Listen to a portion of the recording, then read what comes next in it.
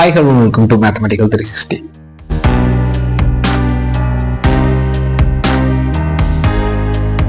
இந்த வீடியோ நம்ம பார்க்க போகிற சப்ஜெக்ட் வந்து பார்த்தீங்கன்னா 10ஆம் வகுப்பு 10th ஸ்டாண்டர்ட் கணக்கு. இதை சப்ஜெக்ட் தான் பார்க்க போகிறோம். இன்னைக்கு நம்ம பார்க்க போகிற சாப்டர் வந்து பார்த்தீங்கன்னா உறவுகளும் சார்புகளும். இந்த சாப்டர் தான் நம்ம பார்த்துட்டு இருக்கோம். இன்னைக்கு நான் பார்க்க போகிற டாபிக் வந்து பார்த்தீங்கன்னா சார்புகளின் வகைகள், டைப்ஸ் ஆஃப் ஃபங்க்ஷன்ஸ். இந்த டாபிக் பேஸ் பண்ண ப்ராப்ளம் தான் இந்த வீடியோவில் பார்க்க போகிறோம். செக்மெண்ட் 2 ப்ராப்ளம்ஸ் வந்து இந்த வீடியோவில் ஃபுல்லாக பார்க்க போகிறோம்.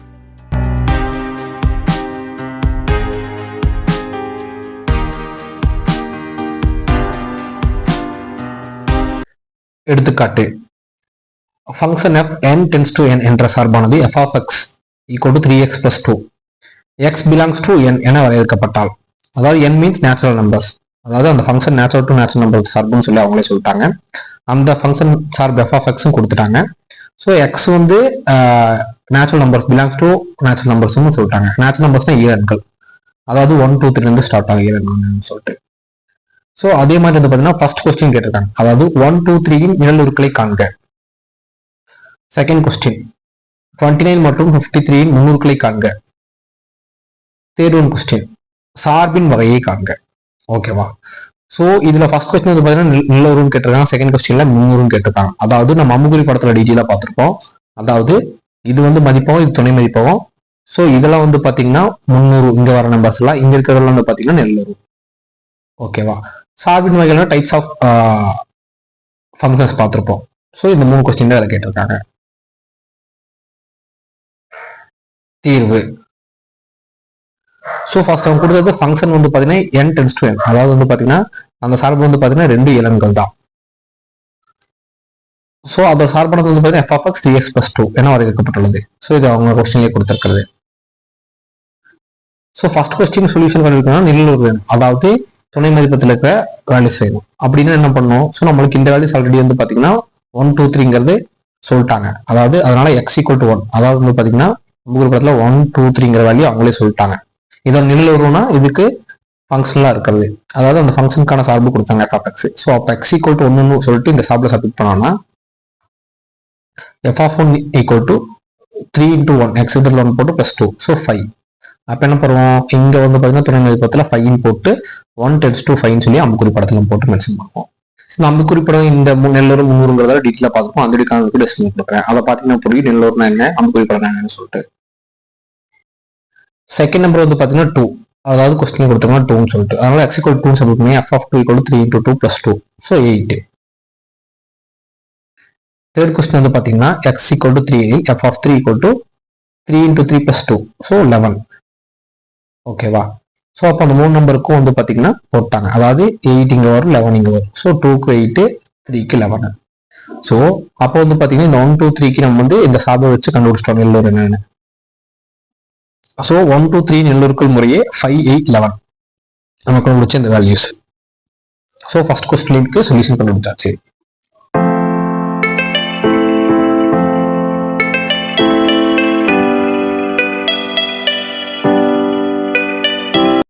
செகண்ட் கொஸ்டின் வந்து பார்த்தீங்கன்னா 29 300 x எனில், அதாவது வந்து பார்த்தீங்கன்னா என்ன பண்ணிட்டாங்க நம்புகுறி படத்துல இங்க இருக்க வேல்யூ கொடுத்துட்டாங்க, அதாவது 29 சொல்லி இங்க இருக்க வேல்யூ கொடுத்துட்டாங்க.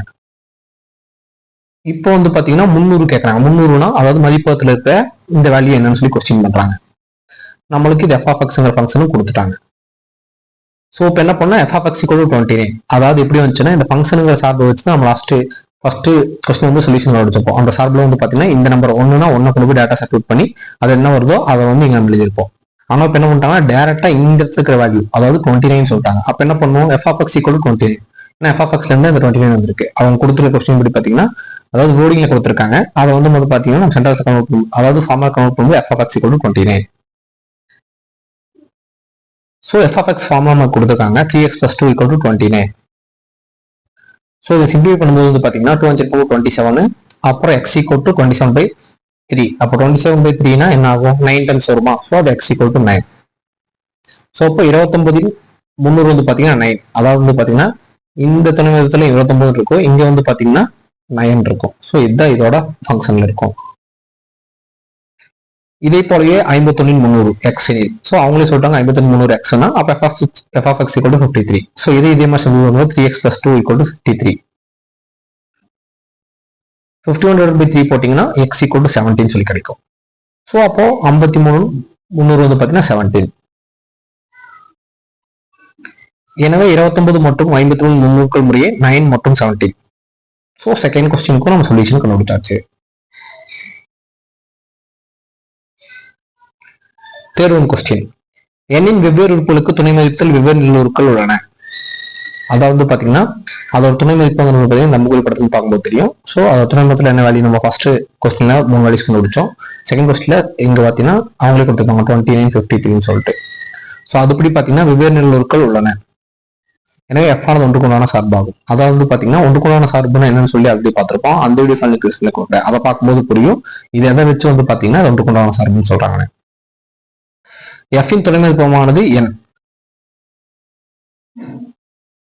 வீச்சகம் f equal to 5, 8, 11 ஃபர்ஸ்ட் கொஸ்டின்ல முடிச்சோம். 14, 17 வந்து பாத்தீங்கன்னா இப்ப இந்த முன்னுக்குள் மூலியமா நம்ம கண்டுபிடிச்சு வச்சிருக்கோம். ஸோ அதே மாதிரி என்னங்கிறது வந்து பாத்தீங்கன்னா அவங்க ஃபங்க்ஷன் சொல்லிட்டாங்க. ஸோ தகுட்குணம்னா இந்த மாதிரி சிம்பிள் போகும். அதாவது இந்த ரியல் நம்பர்ஸ் இயலெண்களுக்குள்ளதான் வந்து பாத்தீங்கன்னா இந்த வேல்யூஸ் எல்லாம் இருக்கு. ஸோ எனவே எஃப் ஆனது மேல் சார்பு இல்லை. ஸோ அப்போ நம்ம இருந்து பாத்தீங்கன்னா அதாவது இந்த வேல்யூஸ் கம்பு குறிப்பிட போட்டு பார்க்கும்போது பாத்தீங்கன்னா இது ஒன்றுக்குண்டான சார்பா இருக்கு. அதே மாதிரி துணை மதிப்பும் ரியல் நம்பருக்குள்ளதான் இருக்கு. அதோட வீச்சகம் வந்து பாத்தீங்கன்னா இந்த வேல்யூஸ் தான் நம்ம கண்டுபிடிச்சதுல இருந்து, அதாவது ஃபர்ஸ்ட் 3 வேல்யூ 5, 8 கிடைச்சப்போ இப்போ 14, 17. ஸோ அதே மாதிரி என்ன தகுட்குணமாவும் இருக்கு. ஸோ அப்போ இந்த கண்டிஷனா ஃபுல்ஃபில் பண்றது ஒன்றுக்குண்டான சார்பு. ஆனா எஃப் ஆனது மேல் சார்பு கிடையாது. அதாவது மேல் சார்பு டெஃபினிஷன் பாத்தீங்கன்னா புரியுது, மேல் சார்பு இல்லை வந்து.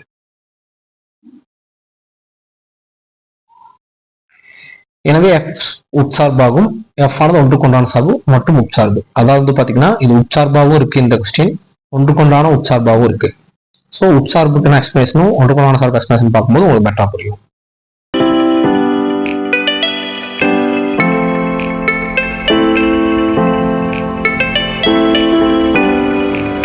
அடுத்த ஒரு பார்ட்டிகல் ப்ராப்ளம் எடுத்துக்காட்டு. தடைகள் விஞ்ஞானிகள் தொடைலும்களை கொண்டு ஒருவருடைய உயரத்தை சென்டிமீட்டரில் கணக்கிடார்கள். அதாவது பாத்தீங்கன்னா ஸோ தடைகள் விஞ்ஞானிகள் வந்து பாத்தீங்கன்னா ஒரு தொடைலும்புல வச்சு அவங்களோட ஹைட்டை வந்து மெஷர் பண்றாங்க. அவர்கள் பொதுவாக HB equal to 2.47 B plus 54.10 என்ற சார்பை இதற்கு பயன்படுத்திக்கிறாங்க. அதாவது இந்த சார்பை வச்சுதான் வந்து பாத்தீங்கன்னா ஒவ்வொரு உயரத்தை கன்சிடர் பண்றாங்க.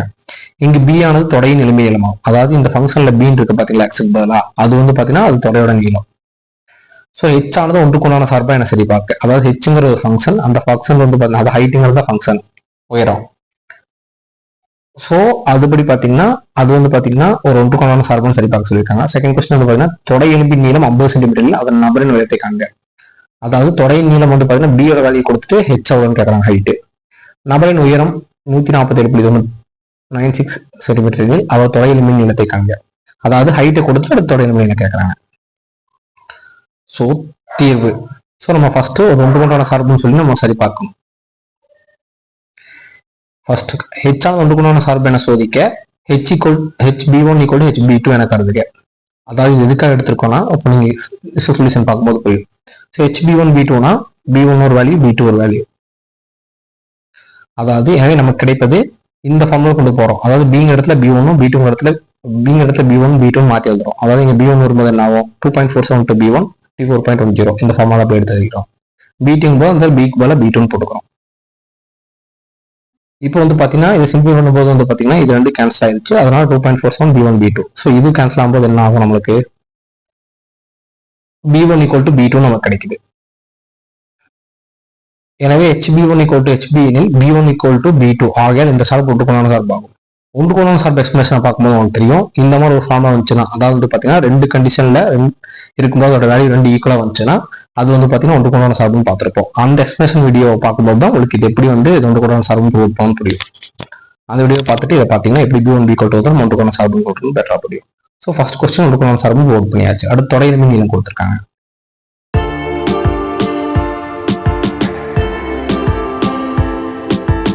செகண்ட் கொஸ்டின் பார்த்தா தொடை எலும்பின் நீளம், அதாவது தொடை எலும்பின் நீளம்னா பீன் தெரியும். ஸோ அந்த பி வந்து 50 சென்டிமீட்டர்கள் அது நபரின் உயரத்தை காண்பேன்னு கேட்கறாங்க. ஸோ இப்போ இந்த ஃபங்க்ஷனோட ஃபார்முலா நமக்கு வந்து பார்த்தீங்கன்னா பிங்கிறது கொடுத்துட்டாங்க. அப்போ H ஈக்குவல் டு 50. அப்போ பிங்கிற இடத்துல 50.2.47 to 50 plus 54.10. இதை சிம்பிளை பண்ணும்போது 177.6 சென்டிமீட்டர். அதாவது பார்த்தீங்கன்னா அவரோட ஹைட் வந்து பார்த்தீங்கன்னா 170.76 மீட்டர். அதாவது தொடை நீளம் வந்து 50 சென்டிமீட்டர் இருந்துச்சுன்னா அவரோட ஹைட் வந்து 177.6 சென்டிமீட்டர். தேர்ட் கொஸ்டின் வந்து பார்த்தீங்கன்னா நம்பரின் உயரம் கொடுத்துட்டாங்க, அதாவது ஹைட் கொடுத்துட்டாங்க. எனில் HB ஈக்குவல் டு, அதாவது இது சென்ட்ரல், அதாவது காமன் எழுதும்போது HB ஈக்குவல் டு 147.96 சொல்லி அவங்களே கொடுத்துட்டாங்க டேரக்டா. தொடை மின் நீளத்தை காண்க. ஸோ அப்போ HB ஃபார்மா தெரியும், 2.47B plus 54.10 equal to 147.96. So இப்போ சிம்பிள் வந்து பார்த்தீங்கன்னா பியோட வேல்யூ வந்து பார்த்தீங்கன்னா 93.86 டிவைட் பை 2.47, அது சிம்பிள் பண்ணும்போது 38 நமக்கு கிடைக்கும். ஸோ அப்போ தொடை நீளம் நம்ம கண்டுபிடிச்சாச்சு சிம்பிள் பண்ணும்போது. ஸோ அப்போ ரைட் 147.96 ஆச்சுன்னா அதோட தொடை நீளம் வந்து பார்த்தீங்கன்னா 38 சென்டிமீட்டரா இருக்கும்.